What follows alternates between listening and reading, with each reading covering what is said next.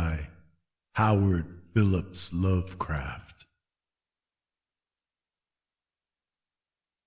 We were sitting on a dilapidated 17th century tomb in the late afternoon of an autumn day at the old burying ground in Arkham, and speculating about the Unnamable. Looking toward the giant willow in the center of the cemetery, whose trunk has nearly engulfed an ancient, illegible slab, I had made a fantastic remark about the spectral and unmentionable nourishment which the colossal roots must be sucking in from that hoary, charnel earth, when my friend chided me for such nonsense and told me that since no interments had occurred there for over a century, nothing could possibly exist to nourish the tree in other than an ordinary manner. Besides, he added, my constant talk about unnamable and unmentionable things was a very puerile device, quite in keeping with my lowly standing as an author. I was too fond of ending my stories with sights or sounds which paralyzed my hero's faculties and left them without courage, words, or associations to tell what they had experienced. We know things, he said, only through our five senses or our religious intuitions. Wherefore it is quite impossible to refer to any object or spectacle which cannot be clearly depicted by the solid definitions of fact or the correct doctrines of theology, preferably those of the Congregationalists, with whatever modifications tradition and Sir Arthur Conan Doyle may supply.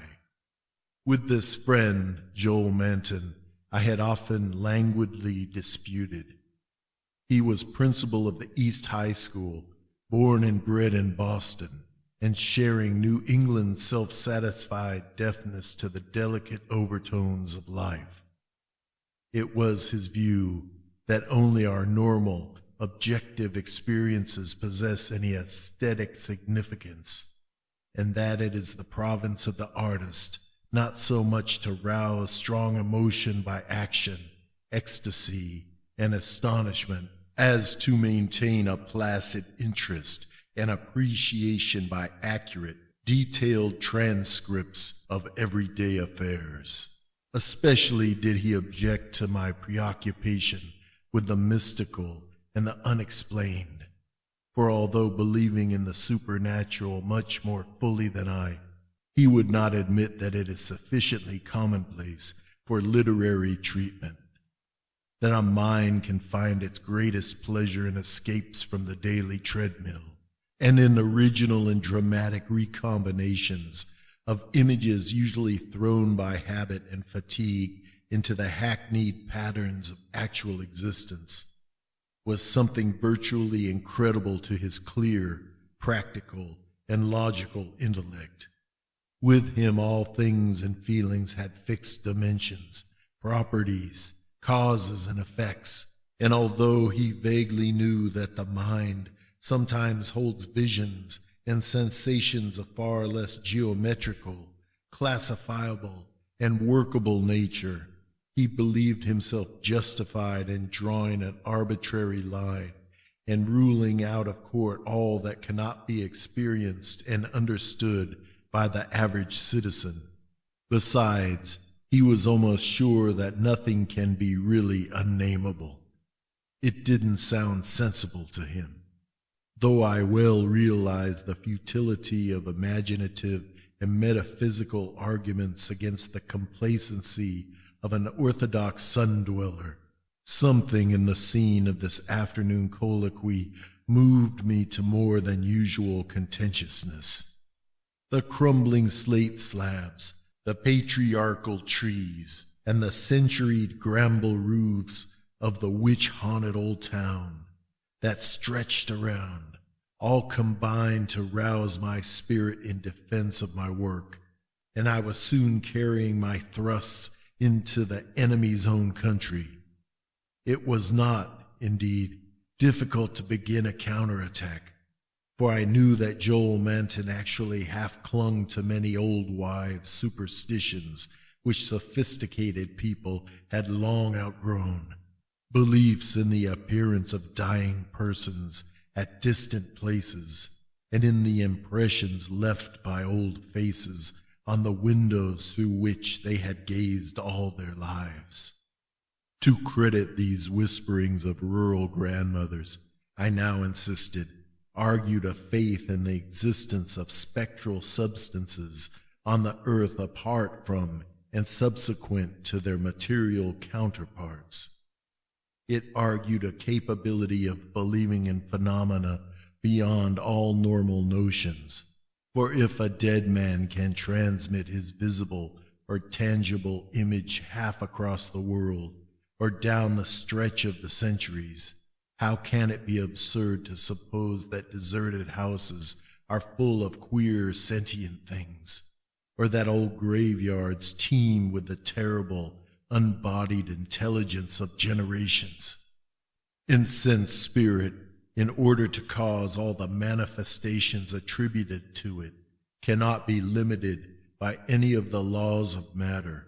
Why is it extravagant to imagine psychically living dead things in shapes, or absences of shapes, which must for human spectators be utterly and appallingly unnamable? Common sense, in reflecting on these subjects, I assured my friend with some warmth, is merely a stupid absence of imagination and mental flexibility. Twilight had now approached, but neither of us felt any wish to cease speaking. Manton seemed unimpressed by my arguments and eager to refute them, having that confidence in his own opinions which had doubtless caused his success as a teacher, whilst I was too sure of my ground to fear defeat. The dusk fell, and lights faintly gleamed in some of the distant windows, but we did not move.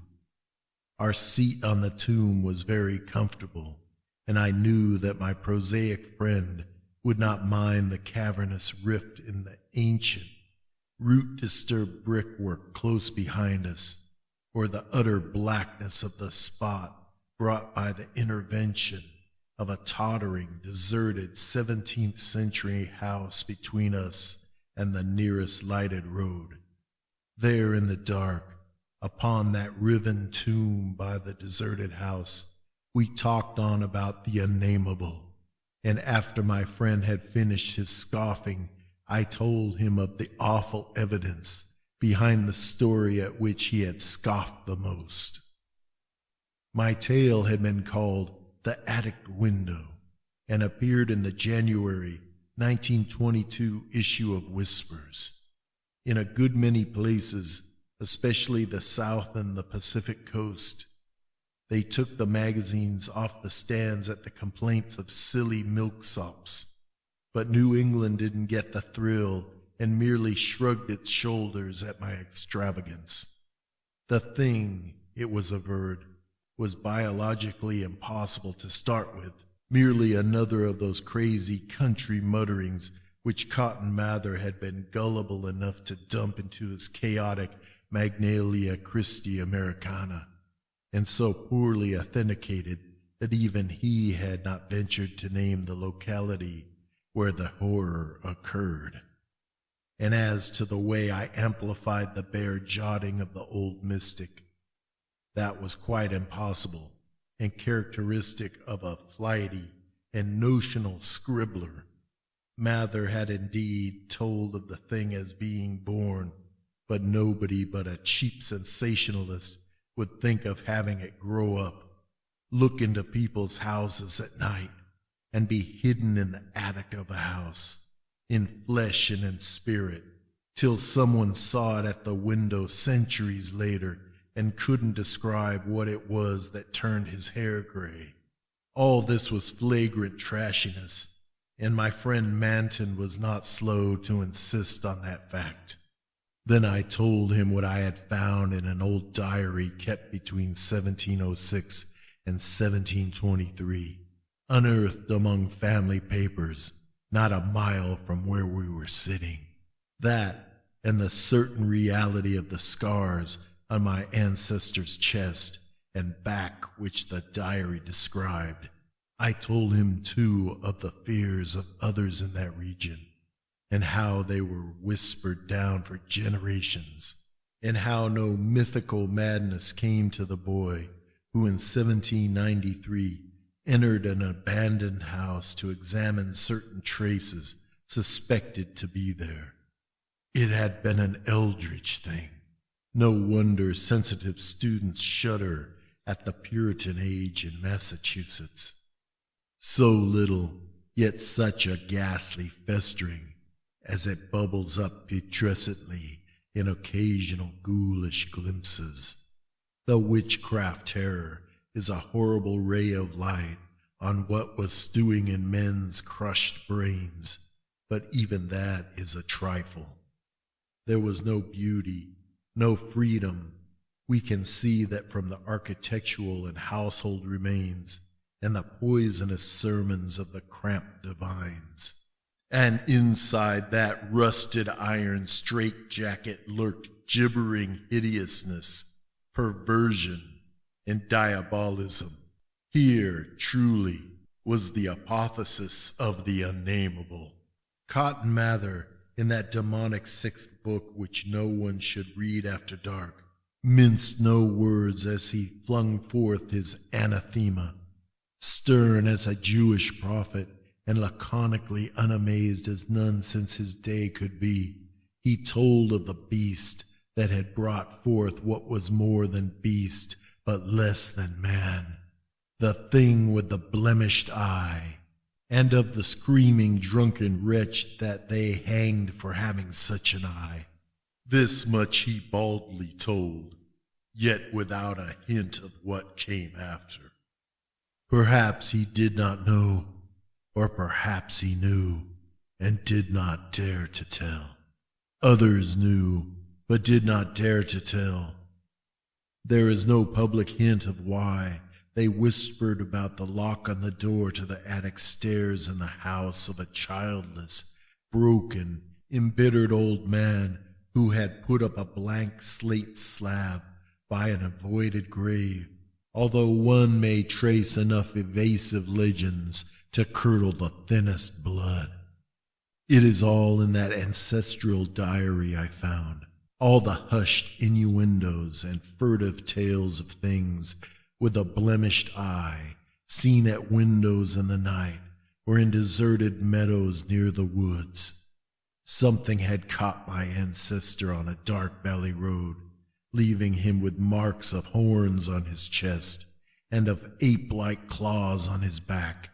And when they looked for prints in the trampled dust, they found the mixed marks of split hooves and vaguely anthropoid paws. Once a post rider said he saw an old man chasing and calling to a frightful, loping, nameless thing on Meadow Hill in the thinly moonlit hours before dawn, and many believed him. Certainly, there was strange talk one night in 1710 when the childless, broken old man was buried in the crypt behind his own house in sight of the blank slate slab. They never unlocked that attic door, but left the whole house as it was, dreaded and deserted. When noises came from it, they whispered and shivered, and hoped that the lock on that attic door was strong.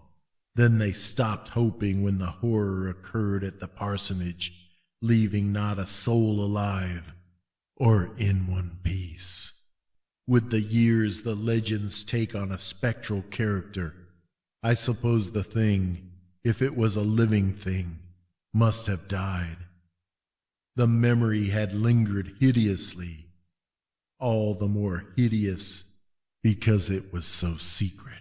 During this narration, my friend Manton had become very silent, and I saw that my words had impressed him. He did not laugh as I paused, but asked quite seriously about the boy who went mad in 1793. and who had presumably been the hero of my fiction. I told him why the boy had gone to that shunned, deserted house, and remarked that he ought to be interested, since he believed that windows retained latent images of those who had sat at them. The boy had gone to look at the windows of that horrible attic because of tales of things seen behind them, and had come back screaming maniacally. Manton remained thoughtful as I said this, but gradually reverted to his analytical mood. He granted, for the sake of argument, that some unnatural monster had really existed, but reminded me that even the most morbid perversion of nature need not be unnamable or scientifically indescribable. I admired his clearness and persistence, and added some further revelations I had collected among the old people. Those later spectral legends, I made plain, related to monstrous apparitions more frightful than anything organic could be. Apparitions of giant bestial forms, sometimes visible and sometimes only tangible, which floated about on moonless nights and haunted the old house, the crypt behind it, and the grave where a sapling had sprouted beside an illegible slab.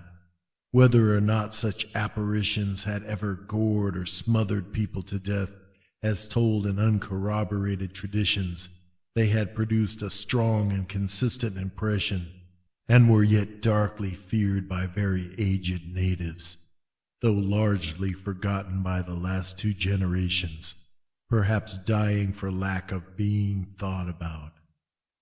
Moreover, so far as aesthetic theory was involved, if the psychic emanations of human creatures be grotesque distortions, what coherent representation could express or portray so gibbous and infamous a nebulosity as the specter of a malign, chaotic perversion, itself a morbid blasphemy against nature, molded by the dead brain of a hybrid nightmare?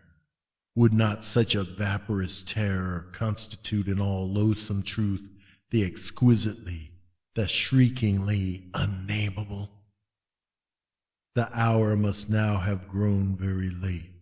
A singularly noiseless bat brushed by me, and I believe it touched Manton also, for although I could not see him, I felt him raise his arm.